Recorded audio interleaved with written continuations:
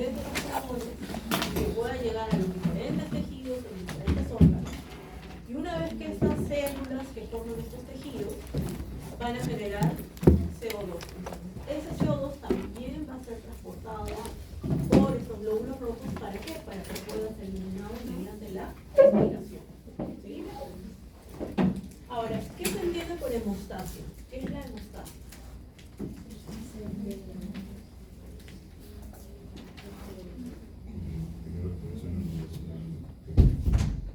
Ya, es decir, que ustedes han visto a lo mejor que comprimen, ¿no? Un vaso sanguíneo, una vena, o para poder extraer una muestra de sangre, ¿correcto? Pero fisiológicamente también ocurre hemostasia, ¿no? Entonces, estos procesos que hablamos de hemostasia, y ojo, no se confundan con homeostasis, que a veces es muy común que confundan los términos, ¿sí? Porque hablamos de hemostasia, estamos hablando de la sangre. Se refiere a todos esos mecanismos, a todos esos procesos fisiológicos que contribuyen a que la sangre se pueda mantener de manera líquida para que pueda circular a través de los vasos sanguíneos, pero también son todos esos mecanismos que evitan la formación de trombos, ¿sí? Salvo que un vaso sanguíneo se lesione, y lógicamente ahí sí va a formar un coágulo. ¿Para qué? Para que pueda recuperarse. El tapón plaquetario, ¿no? Vamos a hablar de eso hoy día. Ahora, ¿qué enfermedades relacionadas con los glóbulos rojos, o con las plaquetas, o con la hemostasia conocen ustedes? Hay diferentes tipos de anemia, ¿no? Muchísimos tipos de anemia, que si no las vemos hoy día las vamos a ver en la siguiente clase. Pero también acuérdense que respecto a las plaquetas, también hay ciertas patologías. Por ejemplo, una muy común en las clínicas veterinarias, en los caninos. ¿Cuál sería? Trombocitopenia. Trombocitopenia causada por Ehrlichia, ¿no? Ehrlichia es algo que gran cantidad, ¿no? También hay algunos síndromes, como el síndrome o enfermedad de Wolff, que vamos a hablar de eso. Está relacionado justamente con que no se forme un buen tapón plaquetario. Vamos a ver, creo que me he colocado las respuestas y acá están acá. Por ejemplo, respecto a los glóbulos rojos, ya ustedes me dijeron anemia, ¿no? Varios tipos. Hemobartolenosis, a veces muy común en los gatos, ¿no? Variciosis también en perros, ¿no? Policitemia vera, lo contrario a la anemia, ¿no? Cuando hablamos de policitemia estamos hablando de los niveles de los glóbulos rojos que están por encima, ¿ok? En algunas neoplasias, ¿no? Y en el caso de las plaquetas, religiosis, trombocitopenia, como dijo aquí el señor evangelista, ¿no? Enfermedad de von Willebrand, la hemofilia, ¿no? La hemofilia que es más común en seres humanos, pero también lo podemos encontrar en perros, ¿no? ¿Qué es la hemofilia? No coagula bien la sangre, ¿correcto? Sí, ya en la actualidad es un poco más difícil, hay muchos tratamientos, afortunadamente hay muchos fármacos que contribuyen a que sí se pueda, digamos, mantener, ¿no? De manera paliativa esta enfermedad. Antes sí, años atrás era bien complicado, ¿no? Porque normalmente morían desangrados. ¿Okay? Vamos a ver. Al finalizar la clase de hoy, y que vamos a continuar la próxima semana, ustedes van a comprender los mecanismos involucrados en la formación y en la destrucción de los glóbulos rojos, es decir, en la eritropoyesis y en la eriptosis, ¿sí?, de los glóbulos rojos. Y los mecanismos hemostáticos que mantienen la sangre en estado líquido y evitan su pérdida ante una lesión vascular, ¿no? Hay una lesión vascular, se presenta hemorragia, entonces el organismo, mediante mecanismos hemostáticos, va a controlar y va a tratar de revertir ese proceso. Este es el contenido de la clase de hoy día. Vamos a empezar con hemostasia, ¿sí?, la función de las plaquetas. Y quiero, antes de empezar, quiero mostrarles un video cortito. Ustedes pueden hacer uso de estos videos que están en Yo, entran con su correo institucional. Hay para varios cursos, no sé si lo conocen, para fisiología hay muchos videos interesantes, igual para otros cursos se los recomiendo, ¿no? Entonces, vean aquí, nos muestra que hay una lesión. Si hay una lesión en el vaso sanguíneo, lo cual lógicamente va a generar una pérdida de sangre. ¿Okay? Esto es lo que vamos a ver en un ratito. Vamos a ver. Lo primero, cuando tenemos una lesión, vamos a tener una vasoconstricción.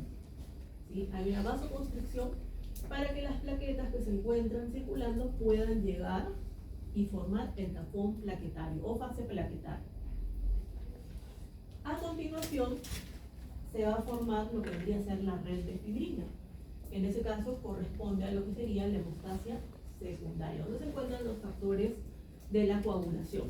¿Sí? Entonces, de esa manera, evita que haya una pérdida y que pueda regenerarse ese subendotelio, ¿no? Y vuelva a ser endotelio. ¿Quieren que vuelva a pasarlo o se entendió? Otra vez. ¿Otra vez? Yo creo que lo voy a poner más lento, lo puse rápido porque pensé que lento era demasiado lento. Nosotros aquí, ¿sí? Aquí, para poder empezar. Nuevamente. Sabemos que va a haber una lesión a nivel de lo que es el tejido vascular, ¿sí? Entonces, como respuesta refleja, vamos a tener una vasoconstricción. Vasoconstricción, vamos a explicar en un rato cómo se genera esa vasoconstricción, pero ustedes ya saben que es para que las plaquetas puedan llegar al sitio de la lesión.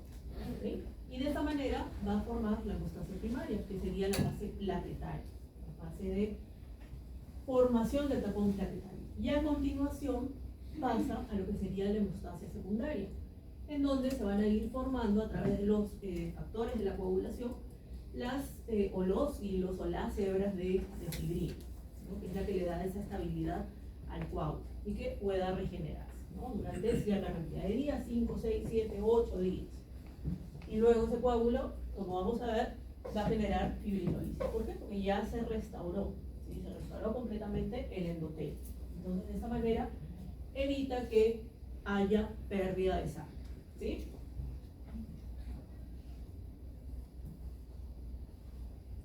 Volvemos a nuestras diapositivas. Bien, aquí ya tenemos el término hemostasia, ya hemos visto qué es la hemostasia, ¿no? Un mecanismo que permite mantener a la sangre en un estado líquido sin coágulos dentro de los vasos sanguíneos normales. ¿Para qué? Para que pueda circular de manera adecuada, pueda transportar el oxígeno de manera adecuada y también formar rápidamente un tapón hemostático localizado en el lugar de la lesión, justamente para evitar la pérdida de la sangre. ¿Sí?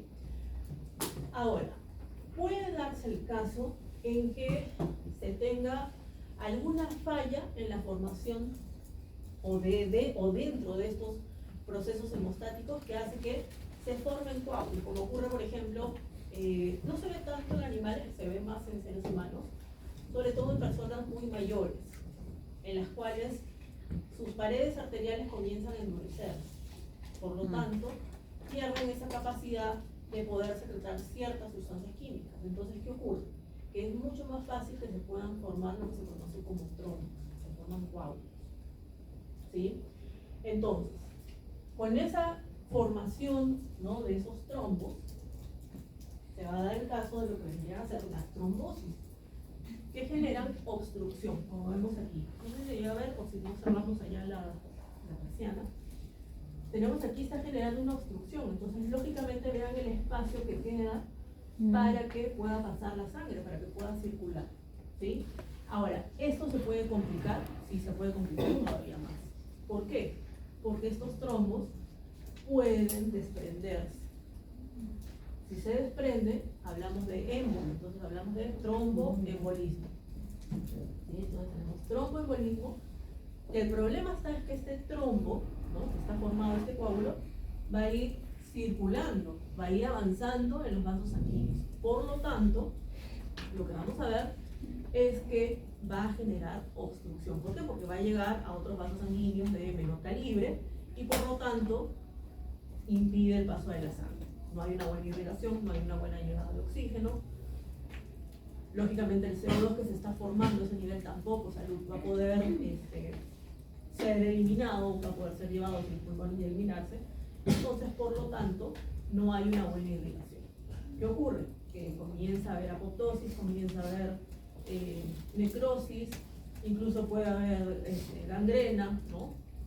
Y finalmente, ¿qué ocurre? Que hay que amputar una extremidad, un miembro, un dedo, ¿no? Depende de que se esté ¿sí? Entonces ahí tener en cuenta que estos procesos hemostáticos no deberían de fallar.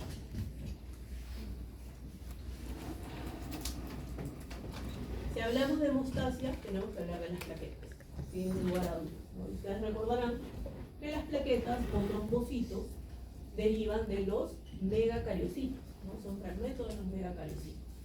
Tienen formas esféricas aplanadas, ¿sí? Característica cuando está en reposo, tiene esta forma, ¿no? Como esférica aplanada, pero cuando se activan adquieren esta forma estrellada, es como que le salen pseudópodos, ¿sí? Lo vamos a explicar en su momento.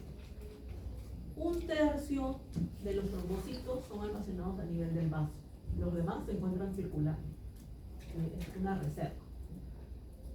Tiempo de vida media de 8 a 13 días. Hace como, ¿cuándo fue? Estuve en una charla de medicina veterinaria y dijeron que ya en la actualidad 5 días, menos, pero según nuevos estudios. Entonces hay que considerarlo también, ¿no? Lo nuevo que está saliendo.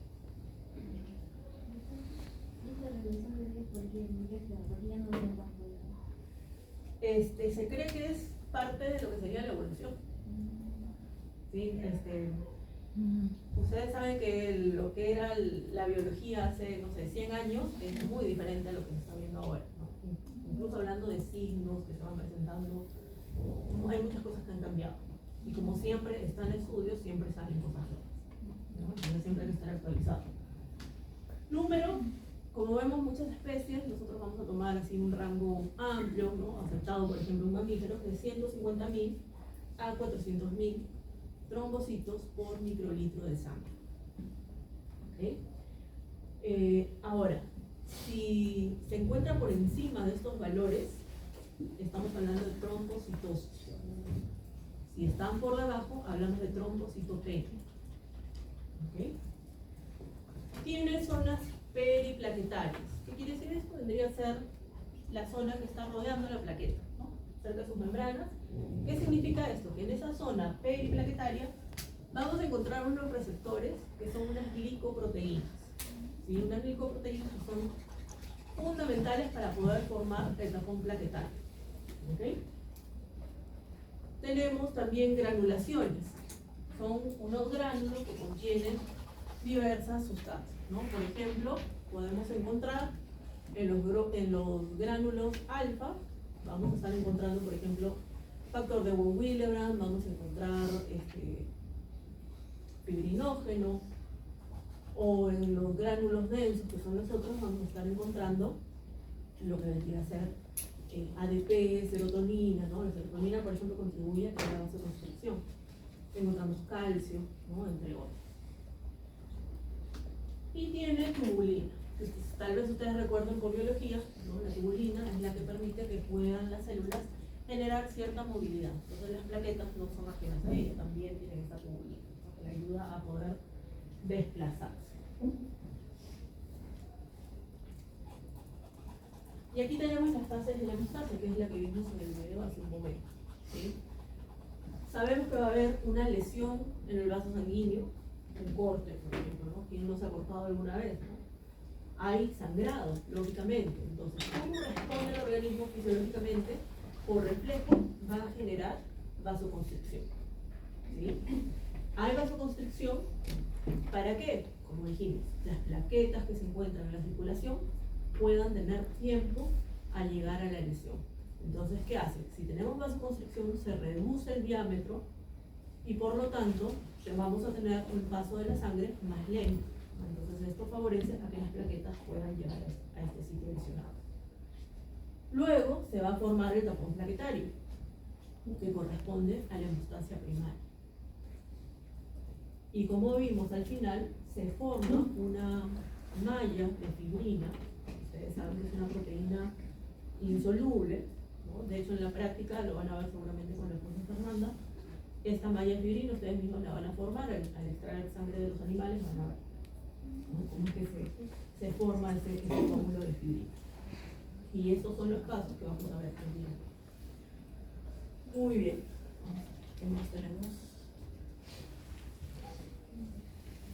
La primera fase de vasoconstricción. Nuevamente para, bueno, vaso lesionado va a dar una respuesta reflejo, en la cual se genera vasoconstricción. ¿Quién va a generar este reflejo a modo de respuesta? Por un lado el simpático, que va a liberar adrenalina, pero a nivel local también se va a liberar otra sustancia química que se denomina endotelina. Endotelina. La endotelina, cuando se unen sus receptores, que se encuentran a nivel local, son receptores de endotelina, están acoplados a proteínas GQ. Y acuérdense, si tenemos adrenalina, se une a sus receptores, ¿cuáles en el vaso sanguíneo? Alfa 1, ¿no? Acoplados a proteínas GQ, entonces, aquí nuevamente la endotelina, sus receptores también están acoplados a proteínas GQ. Entonces genera vasoconstricción de manera local. ¿Sí? Es mucho más rápida esa respuesta que la del simpático. La del simpático demora un poquito. ¿Sí? ¿Por qué? Porque es, digamos, un poquito más a medio plazo. Mientras que la de la endotelina es rapidísima. ¿Sí? ¿Por qué? Porque es local, ¿no? Entonces, esto genera que haya un menor flujo, ¿no?, en la zona de vasoconstricción, lo cual disminuye la pérdida de sangre y permite que con ese enlentecimiento del paso, del flujo de la sangre, las plaquetas puedan ir ubicándose en el sitio de la lesión. ¿Sí? Entonces, va a dar pie a que se pueda generar lo que se conoce como la fase plaquetaria o hemostasia primaria o fase del tapón plaquetario. ¿Okay? No sé si alguien me puede ayudar a levantar eso para graficarlo, porque casi necesito graficarlo un poco.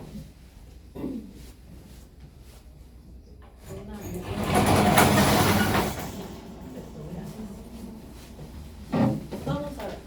Voy a graficarles, voy a dibujarles. De hecho, creo que voy a apagar esto. Un poco.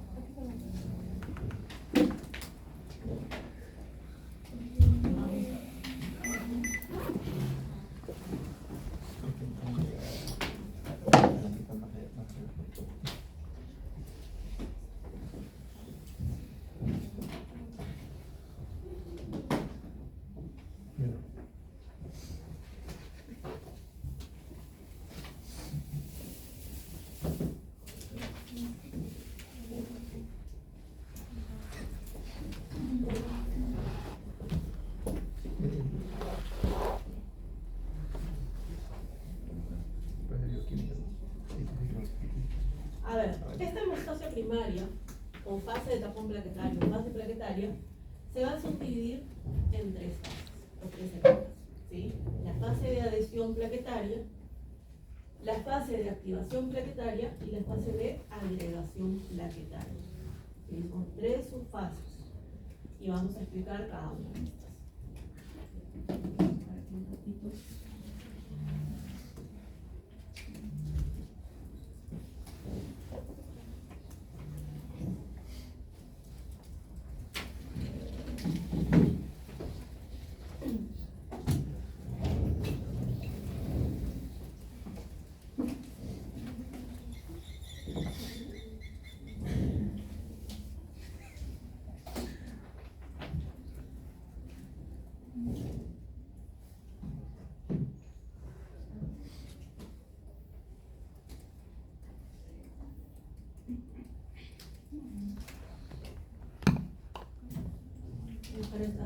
Nuestra plaqueta la voy a hacer un poquito más arriba, ¿sí?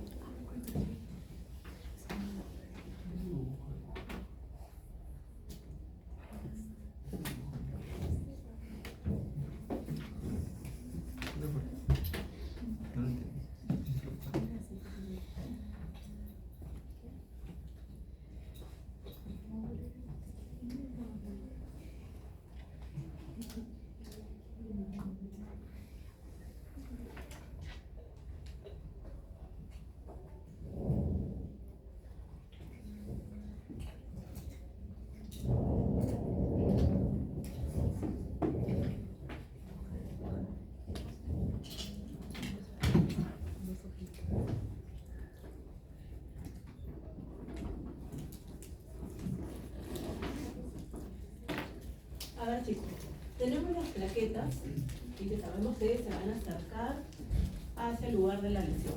Vamos a poner este es nuestro vaso sanguíneo, aquí se encuentra la lesión y cuando se genera esta lesión se expone el colágeno, ¿sí? Y habíamos dicho que en la zona periplaquetaria tenemos a estas glicoproteínas que son como receptores que se denominan 1A, 2A y glicoproteína 1B. En este caso, las glicoproteínas 1A, 2A se van a unir al colágeno, pero es una unión algo débil. ¿Qué significa esto? Que si solamente tuviésemos estas glicoproteínas, sería muy fácil que se desprenda ese tapón plaquetario. ¿Sí? Se va a desprender. Para eso tiene a las otras glicoproteínas, que son las de tipo 1B, que van a generar una unión más estable. ¿Por qué? Porque hay una proteína de unión que se une a esta glicoproteína, que sería lo que se conoce como el factor de von Willebrand. ¿Sí? Es lo que va a generar que sea mucho más estable esa unión. Se va a unir con el colágeno, pero mediante ese factor de von Willebrand, porque es una proteína de unión. Hace que sea mucho más estable, mucho más fuerte, mucho más sólida, si quieren llamarlo así. A diferencia de la primera. En este caso, es una unión débil y directa, ¿no? Directa, ¿ok? Entonces, esto que estamos viendo aquí es lo que se conoce como fase de adhesión. Esta es la adhesión. A continuación tiene que haber activación. ¿Cómo nos damos cuenta que se está activando? Primero porque hay un cambio morfológico. ¿Qué significa? ¿Se acuerdan que hace un rato dije tenían forma esférica aplanada y luego al activarse se formaban como una forma de estrella, ¿no? Porque le salen pseudómeros. Entonces, efectivamente, va a haber un cambio morfológico porque le salen pseudómeros. Tiene esa forma estrellada. Esa es una forma de saber que está siendo activado. Lo segundo, la otra forma de saber que se está activando es porque los gránulos comienzan a liberar a estas sustancias químicas que contienen. ¿Sí? Liberan diversas sustancias químicas, ¿ok? Y estas sustancias químicas van a estar estimulando a las mismas membranas. ¿Por qué? Porque en la cara interna de sus membranas tienen proteínas G. ¿Sí? Vamos a poner aquí. Tienen proteínas G. Entonces, estas sustancias que están activando, ¿sí?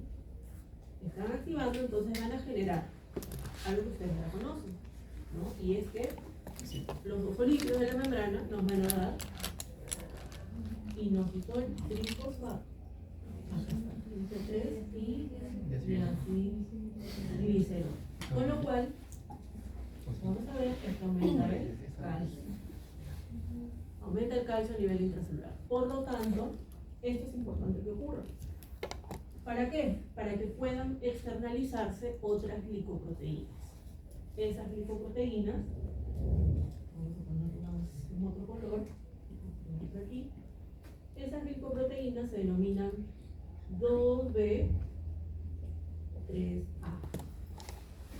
¿Sí? Se externalizan esas glicoproteínas. 2B3A. Además, así como sabemos que, por ejemplo, con el diacilglicerol se va a activar la proteína quinasa C y vamos a tener que se hagan canales de calcio para que ingrese el calcio, también lo que vamos a ver es de que la actividad de esta proteína GQ no solamente activa a la fosfolipasa C, sino que va a activar ahora a una fosfolipasa A2. Vamos a ponerla por aquí, sí, para hacerla al otro lado. Fosfolipasa A2. Y la fosfolipasa A2, que se está activando, va a degradar ya no a los fosfolípidos de la membrana como ocurre con la fosfolipasa C, sino va a degradar el colesterol. ¿Sí? Voy a ponerlo por aquí, porque ahí no va a entrar. Vamos a poner aquí colesterol por medio de la fosfolipasa A2. Se va a convertir, ustedes recordarán por bioquímica, en ácido araquidónico. ¿Sí? Ácido araquidónico. Y el ácido araquidónico no queda ahí, sino que vamos a tener a otra enzima, que es la ciclooxigenasa, también conocida como COX, que va a permitir que el ácido araquidónico se convierta en prostaglandinas, ¿sí? Y también en tromboxanos A2.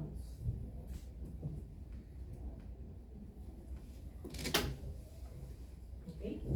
Esto es importante que ocurra. ¿Por qué? Porque el tromboxano A2 es un importante también vasoconstrictor, entonces sigue contribuyendo a que haya vasoconstrictor. Y además es el que va a estar generando mayor llamamiento a las plaquetas, es decir, las plaquetas van a seguir llegando porque el tromboxano se está liberando.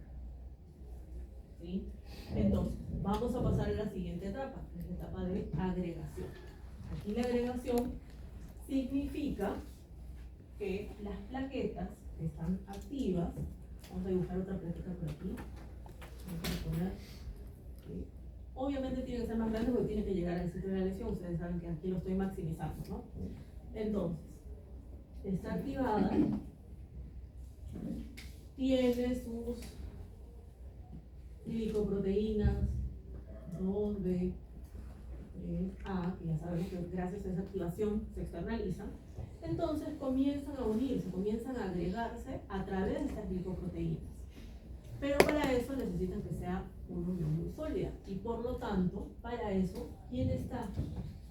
Ahora tenemos más. Está el fibrinógeno. Fibrinógeno que se está liberando a través de los gránulos alfa, por ejemplo. Y entonces el fibrinógeno hace que sea mucho más, digamos, sólida esa unión, esa agregación entre plaquetas. Gracias a que se unen a través de las glicoproteínas 2B3A, 2B3A, ¿sí? Que son las que se externalizaron luego de la activación. ¿Sí? ¿Alguna pregunta? ¿Ninguna? Oh, está claro. Voy a aprender el...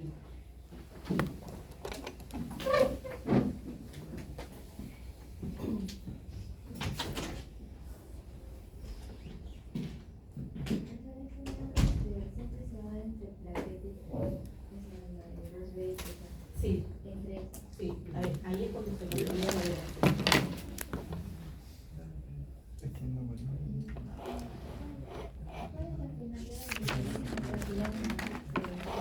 El tromboxano se te va a estar llamando. Va a formar el tapón plaquetario. Sí, ahora le vamos a explicar las diapositivas. Vean aquí. No sé si borro lo que ya. ¿Puedo borrar? ¿Sí? No, no vamos a borrar. Borro entonces, ¿ya, chicos?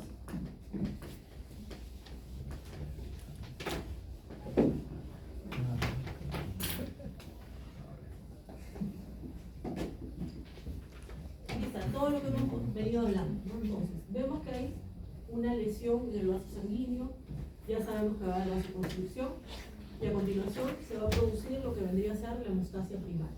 Primero tenemos la adhesión, que significa que las plaquetas, por medio de sus glicoproteínas, como hemos visto, se unen al colágeno expuesto, ¿sí? Entonces ahí tenemos la fase de adhesión.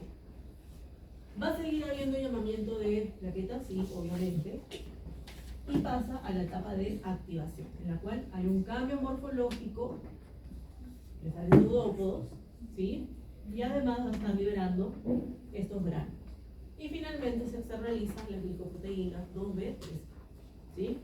Y pasamos a la etapa de agregación, en donde esas plaquetas que ya están activadas, que han externalizado sus glicoproteínas, ahora se unen por medio de fibrinógeno.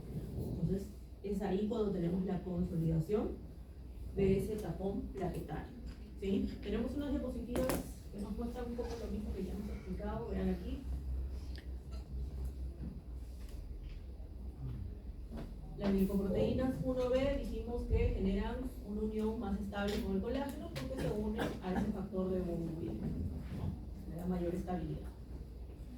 Activación plaquetaria, ya sabemos que va a haber un cambio morfológico, o como dice aquí, metamorfosis viscosa, ¿no? Le salen pseudópodos, lo cual le va a permitir que puedan ir agregándose también y formar ese tapón plaquetario, ¿no? Vean aquí, glicoproteína 1B, la proteína de von Willebrand, ¿no? Una por medio de colágeno. Aquí ya está, digamos, activa, podemos ver que se han exteriorizado estos receptores, ¿no? O glicoproteína 2B, 3A. ¿Para qué? Para que pueda unirse por medio de lo que vendría a ser el fibrinógeno, ¿no? Hay un gráfico, este de acá, vean.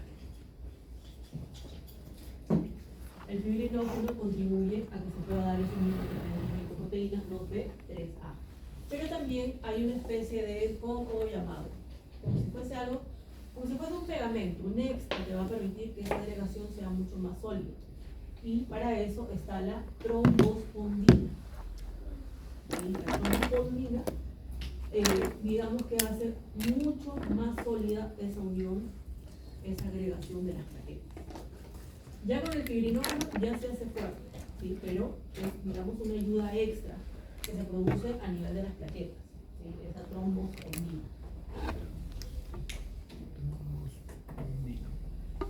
Ahora, pueden haber problemas, pueden haber fallas a nivel de la hemostasia primaria, sí, se puede haber. Una de las más comunes que se ve en perros, por ejemplo, es esta de aquí, esta deficiencia o este síndrome de von Willebrand. ¿Qué significa? Su nombre los dice, ¿no? Deficiencia. Entonces quiere decir que no hay una buena síntesis de este factor de von Willebrand. Por lo tanto, si no hay factor de von Willebrand, ¿qué va a pasar? Que el tapón plaquetario no va a tener una unión estable con el colágeno por medio de las glicoproteínas 1B. Va a ocurrir lo mismo que ocurría con las 1A, 2A, que fácilmente se pueden desprender. En este caso podría ocurrir lo mismo. ¿Por qué? Porque no tiene esa proteína de unión. ¿Qué vemos en este tipo de pacientes? Que demoran en coagular o directamente no coagulan, no forman tapón plaquetario. Otro caso es la deficiencia o síndrome de Glanzmann. En este caso el problema está en que no se externalizan las glicoproteínas 2B, 3A. Por lo tanto, no hay una buena agregación plaquetaria. Y si no hay buena agregación plaquetaria, entonces tampoco vamos a tener un buen tapón plaquetario. Entonces la hemostasia no va a estar completa. Y la otra es la deficiencia o síndrome de Bernard-Soulier. ¿Qué significa? Que en este caso vamos a tener en este síndrome que el problema está en que las plaquetas no tienen a las glicoproteínas 1B, solamente tiene a las 1A, 2A. ¿Qué significa esto? Que si no tenemos las 1B, pero tenemos el factor del von Willebrand igual a nada, porque ese factor de von Willebrand solamente reconoce las glicoproteínas 1B. Entonces tampoco vamos a tener un buen tapón plaquetario, ¿sí? Más común para nosotros en la medicina veterinaria es esa deficiencia de von Willebrand. ¿Ya? Profe, disculpe, ¿puede repetir el de Glanzmann, por favor? Sí. En el caso de Glanzmann, el problema está en que no se externalizan las glicoproteínas 2B, 3A. Entonces no hay buena agregación. Gracias.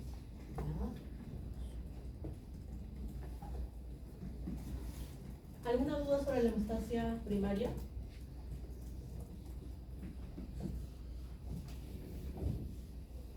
¿Ninguna? Bien. Vamos a pasar a la hemostasia secundaria. En este caso, de la hemostasia secundaria, se refiere a la formación del coágulo, ¿sí? Per se, es decir, tal cual conocemos el coágulo, ¿sí?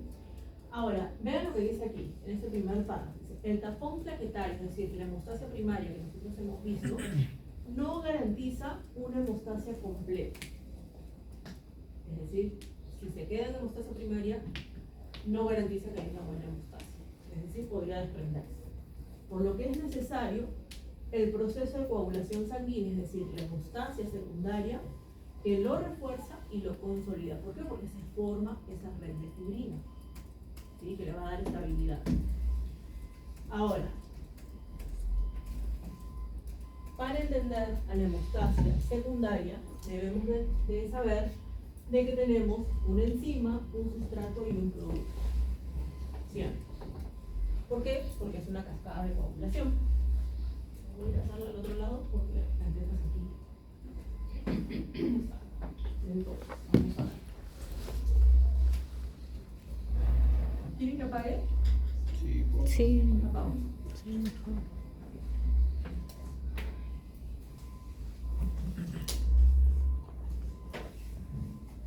Vamos a ver. Entonces, tenemos un sustrato y tenemos un producto. Y tenemos una enzima. ¿Ok? A la abreviatura de enzima. ¿Qué significa? Que el sustrato se convierte en producto y la enzima se va a encargar de realizar dicha conversión, dicha transformación. ¿Ok? Entonces, el sustrato, aquí en este caso para la hemostasia secundaria, va a ser la protrombina. La protrombina debe de pasar a un producto que es la trombina. Para que pueda darse esa transformación necesitamos de una enzima. En este caso, la enzima se denomina complejo protrombinasa.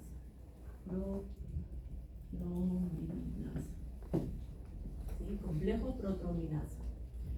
Que está formada por los factores 10 activado y el 4 activado, que es el calcio, si ustedes recuerdan. ¿Sí? El calcio es el factor 4. ¿Ok? Entonces, gracias a este complejo protrombinasa, permite que pueda pasar de protrombina a trombina. Una vez que tenemos la trombina, deja de ser un producto y se va a convertir en una enzima, va a tener función enzimática.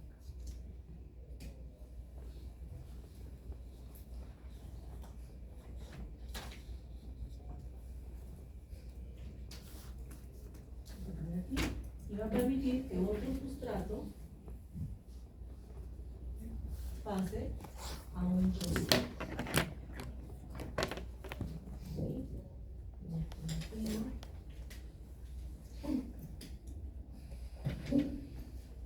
En este caso, el sustrato es el fibrinógeno.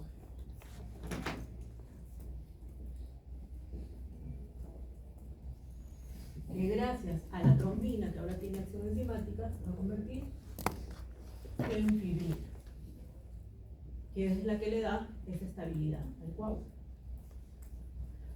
Pasa de una proteína soluble a una proteína insoluble. Por eso forma esa red, ¿no? Nacarada, como unos hilos. Profe, ¿y la trombina cuando pasa encima no cambia de nombre? No, Es enzima trombina. sí, queda como trombina. Trombina con acción enzimática. Entonces, esa red de fibrina, cada hilo, ¿no? Se va a ir uniendo a través de puentes de hidrógeno. Y esto puede ser débil. Entonces, para evitar que sea débil y que sea mucho más sólido, entonces para eso tenemos a un factor que es el factor 13. Es el factor estabilizante de la fibrina.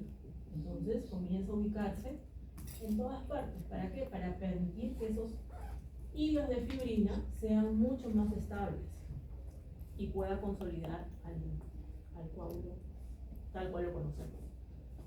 ¿Para qué? Para que pueda repararse ese endotelio y lógicamente evitar que haya salida de sangre, ¿no? ¿Sí? Entonces, esto de aquí que les he explicado es lo que se conoce como la vía común.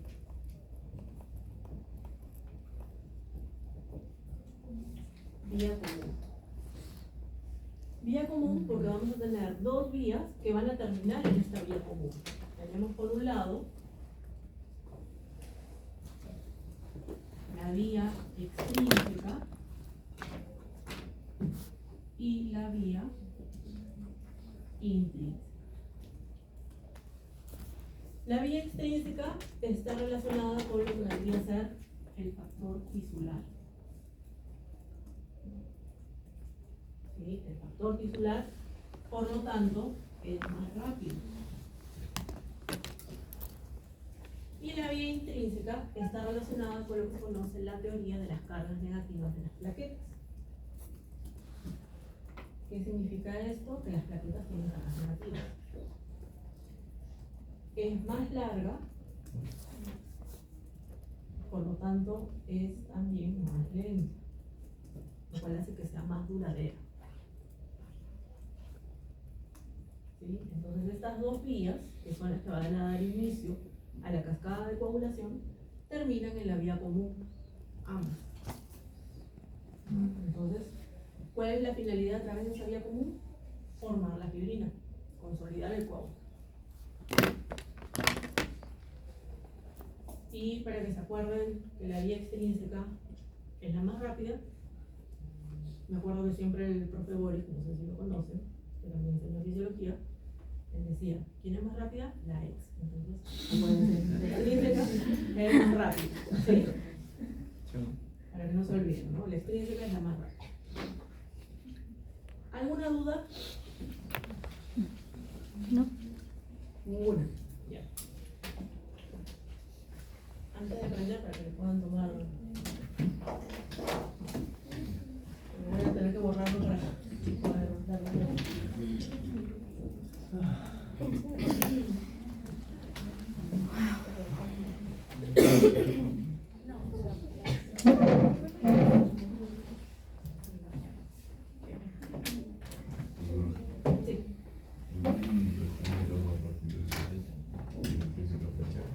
Tiene más pasos, lo vamos a ver ahorita.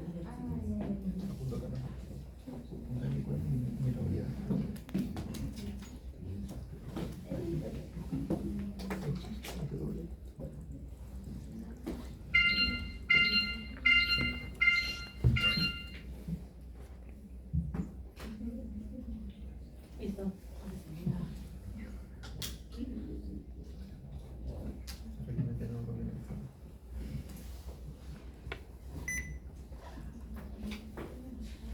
¿Puedo borrarlo, va?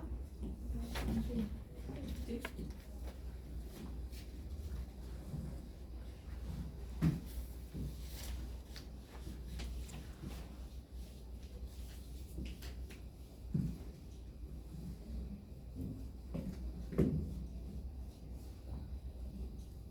Ahora vamos a ver algunos puntos sobre la hemostasia secundaria. Pregunto, ¿la hemostasia primaria y la hemostasia secundaria se dan de manera separada o ocurre al mismo tiempo? Al mismo tiempo. ¿Separado o al mismo tiempo? Al mismo tiempo. Separado. Al mismo tiempo, ¿sí? Se da al mismo tiempo. ¿Por qué? La gran pregunta es ¿por qué?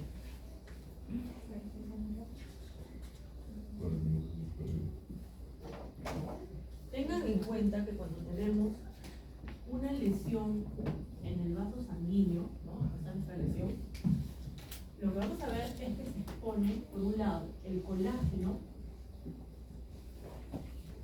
pero también vamos a ver al factor tisular. Entonces, tanto la hemostasia primaria como la secundaria se dan al mismo tiempo.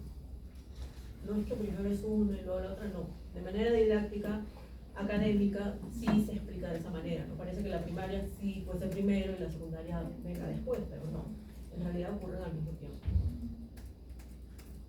Porque el colágeno y el factor tisular se exponen al mismo tiempo. ¿Ok? Entonces, ahora sí, vamos a ver algunos puntos. Vean aquí los factores de coagulación. Ustedes saben que son 13. Y hay algunos que, como pueden fijarse, tienen la letra K. ¿Sí? Tienen la letra K. ¿Qué significa esto? Que estos factores, por ejemplo, el 2, el 7, el 9, el 10, son dependientes de vitamina K para poder formarse bien. Necesitan de vitamina K. ¿Sí? Ahora, también puede ser que ustedes vean, como hace un rato que vimos en la vía común, que les puse factor 10 activado. Cuando tienen este subíndice, significa que está funcionalmente activado, pero si lo encuentran de esta manera, el factor 10 significa que se encuentra en un estado de reposo, está inactivo. ¿Sí? Entonces, para que se dé la vía común, necesitamos que pase de inactivo a activo. ¿Sí? Entonces lo van a ver con ese subíndice de la letra A. Ahora, volviendo a los factores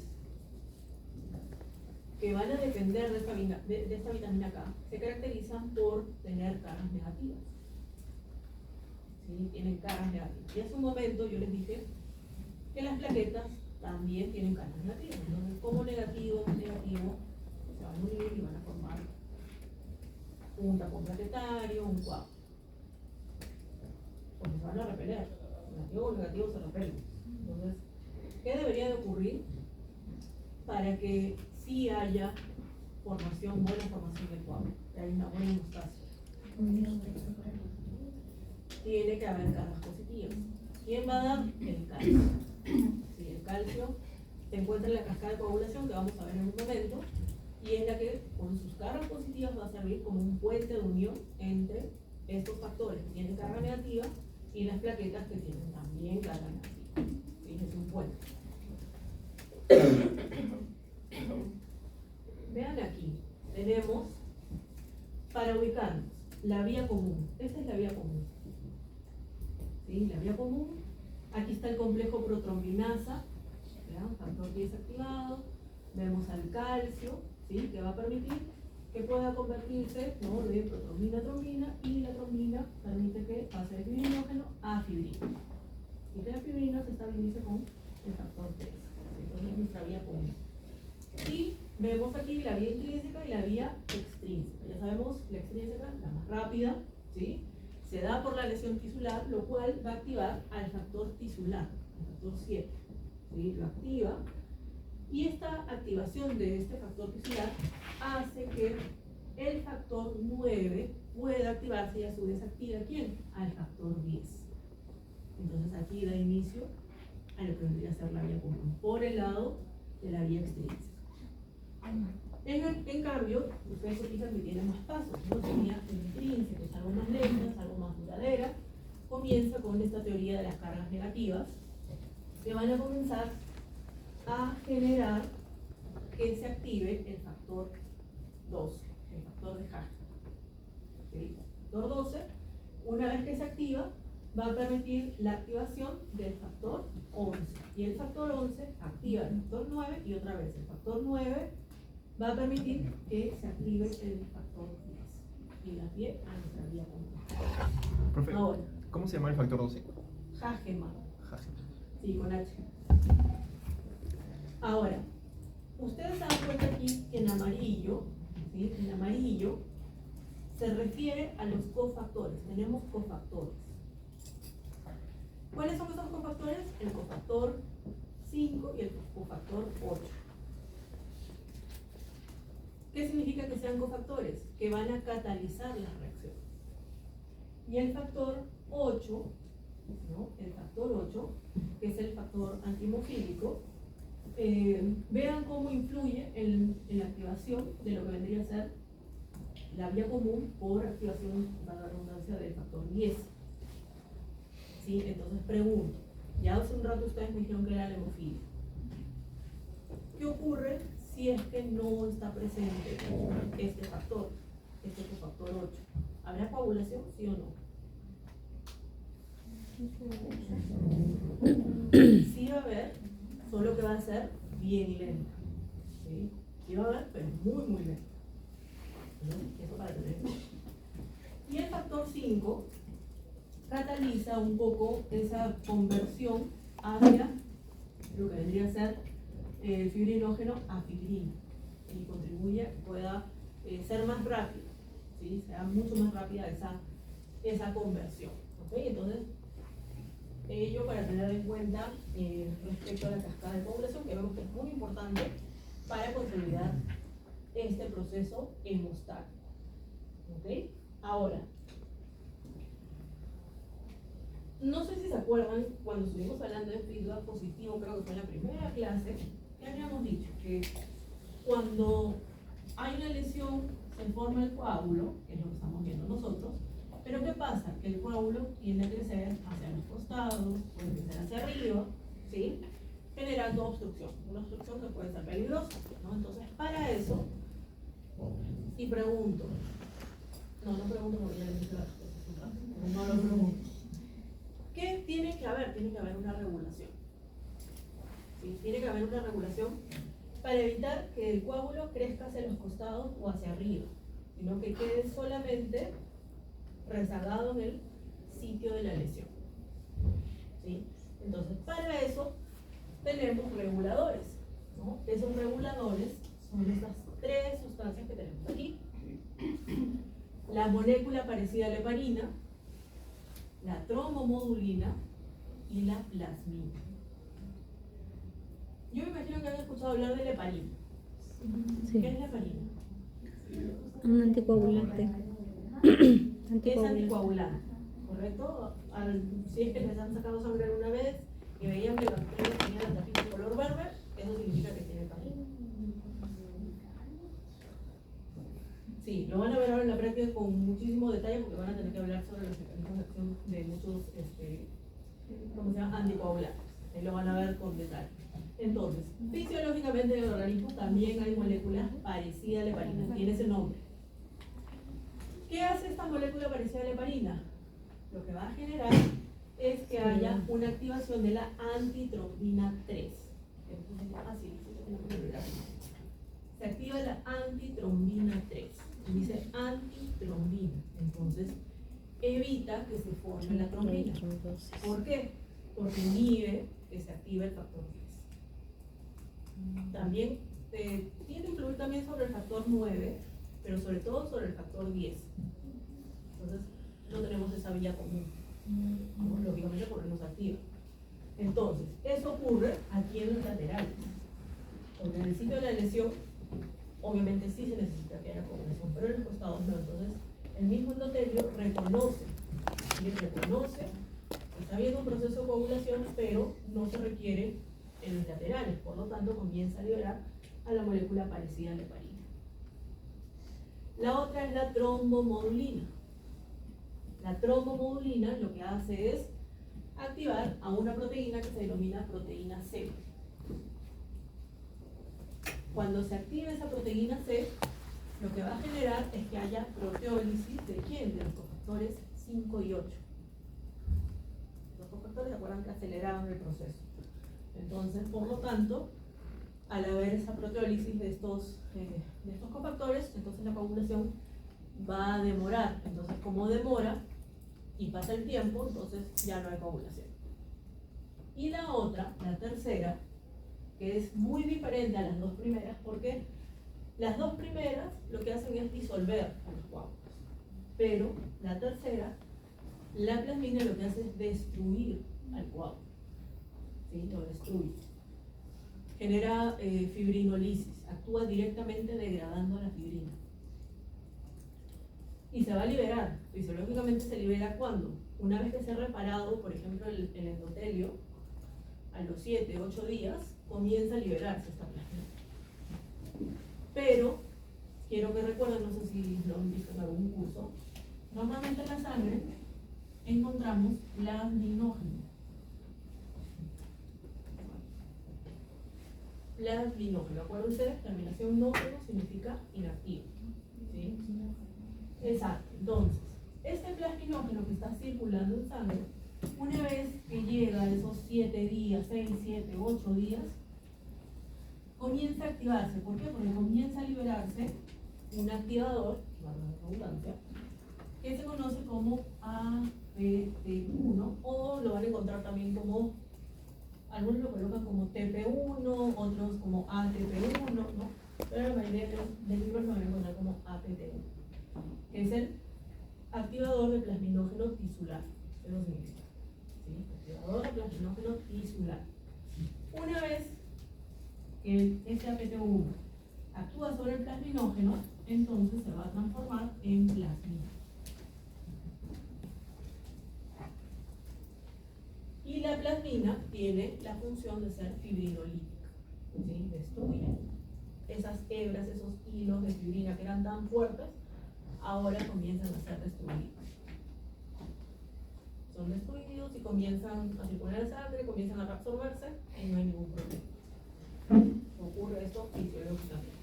Entonces tenemos estos tres reguladores. Los dos primeros evitan el crecimiento y el tercero, la plasmina, lo que hace es generar fibrinólisis, destruye el coágulo.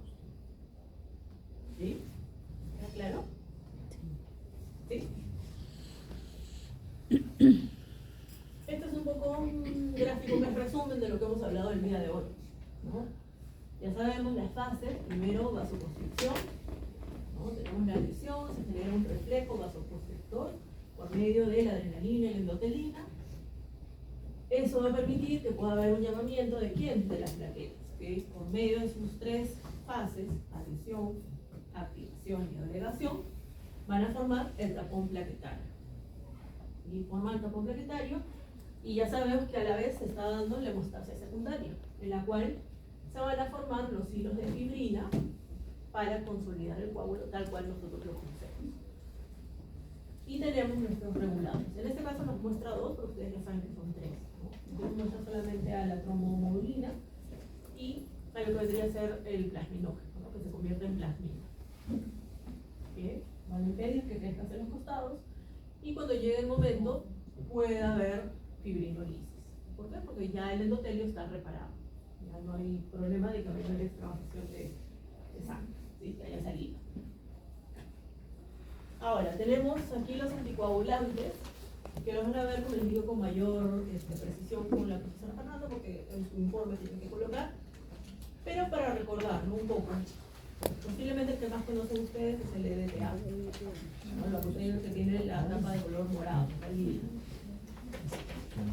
Utilizamos también oxalato de sodio, oxalato de potasio, citrato de sodio, y todos ellos tienen la función de ser anticoagulantes. ¿Por qué?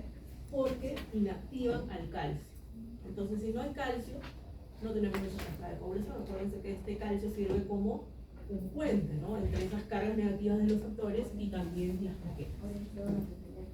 Claro, exacto. Entonces no hay coagulación. La otra es la heparina. ¿Sí? La heparina, que como les dije, también es un anticoagulante.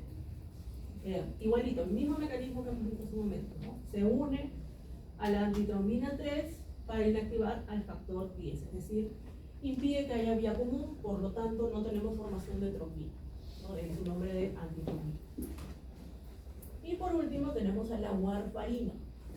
Warfarina que se encuentra en muchos venenos cardíacos.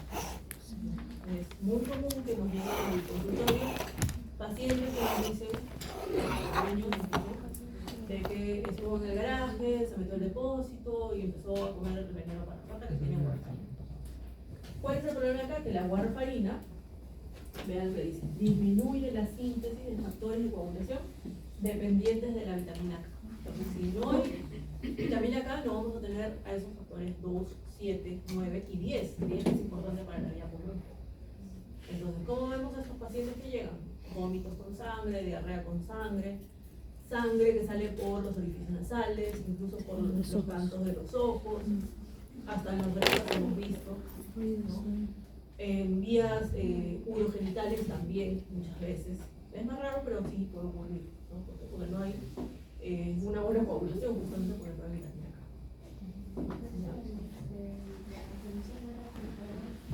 Vitamina K inyectable. Sí. Puede ser intramuscular, depende de lo que ustedes vean en el momento, porque sí hay casos que son más complicados y otros que no tanto, ¿no? Ustedes van a ver el tiempo que ha transcurrido y la cantidad también que ha consumido. Sí, y los signos que vayan viendo en el momento. Y luego ya le mandan la vitamina K por vía oral, ¿no? En su casa. ¿Atropina se le puede poner? En este caso, a ver, si tú ves de que está con una fuerte bradicardia, por ejemplo, no sería no necesita, porque es otro tipo, por ejemplo, de los venenos, que a veces sí, hay intoxicación por ciertos venenos organofosforados, como por ejemplo a veces ocurre, ¿no? Bañan al perrito contra las pulgas, garrapatas, pero se pasan de la dosis. En ese caso sí deberían aplicarla también, en este caso no. Entonces, no, o sea, por eso te digo, tienes que ver qué signos presenta, pero no sería aconsejable, ¿no? En este caso. Y si no se presenta por el, o sea, bradicardia que usted menciona, le puedo poner, o sea, ¿qué le puedo poner para que la bradicardia vuelva a su valor normal? Si quieres algo rápido, le puedes colocar epinefrina, ¿no? Que es la adrenalina, que te da una respuesta así rapidísima. Y tienes que evaluar, porque también la duración es corta. ¿Sí? Muy bien. Toca hablar de los glóbulos rojos. ¿Les parece si dejamos esta parte para la siguiente clase? Sí, me imagino porque deben estar con la cabeza con lo que con todo lo que han estudiado. Sí, espero que hayan estudiado. Sí, entonces la próxima semana vamos a, bueno, primero organizamos el examen y luego hablamos de los glóbulos rojos. Y les dejo aquí un foro que ya lo he, aquí todos tienen su punto. Les he colocado algunos que sí les ha faltado, que están incompletos, pero aquí lo dejo.